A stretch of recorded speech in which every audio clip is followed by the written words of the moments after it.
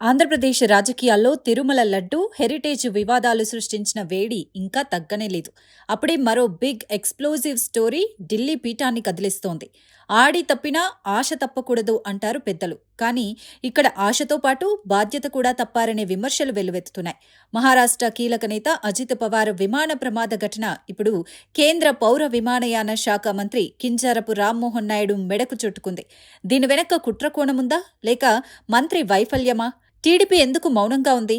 Let's start the explosive story. Maharashtra రాజకీయాలను మలుపు తిప్పే వార్త. ఉప ముఖ్యమంత్రి అజిత్ పవార్ విమాన ప్రమాదంలో మరణించడం. అయితే ఇది కేవలం ప్రమాదం కాదని, దీని వెనుక ఏదో భయంకరమైన కుట్ర దాగి ఉందనే అనుమానాలు ఇప్పుడు దేశాన్ని కుదిపేస్తున్నాయి. శరద్ పవార్ వర్గంలోని ఎన్సీపీ ఎమ్మెల్యే రోహిత్ పవార్ నేరుగా ప్రధాని మోడీకి, కేంద్ర హోంమంత్రి అమిత్ షాకు లేఖ రాయడం సంచలనంగా మారింది.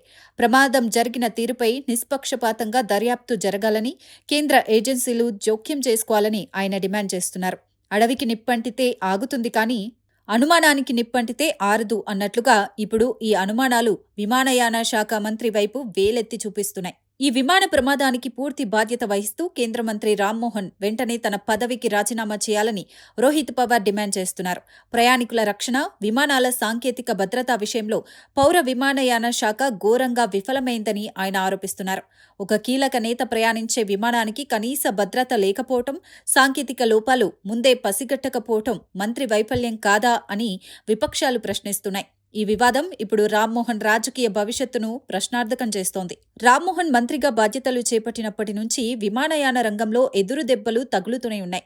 గతంలో జరిగిన విమాన ప్రమాదాలు, విమానాశ్రయాల్లో కురిసిన భారీ వర్షాలకు పైకప్పులు కూలిపోవటం, విమాన సర్వీసుల్లో వరుస సాంకేతిక లోపాలు ఆయన ట్రాక్ రికార్డుపై నీలినీడలు కమ్ముకునేలా చేశాయి. ముందు వెనక చూసుకొని ప్రయాణం ముళ్లబాటి అవుతుంది అన్నట్లుగా విమానయాన రంగంలో భద్రతా ప్రమాణాలు పెంచటంలో ఆయన విఫలమయ్యారనే విమర్శలు ఇప్పుడివి కావు.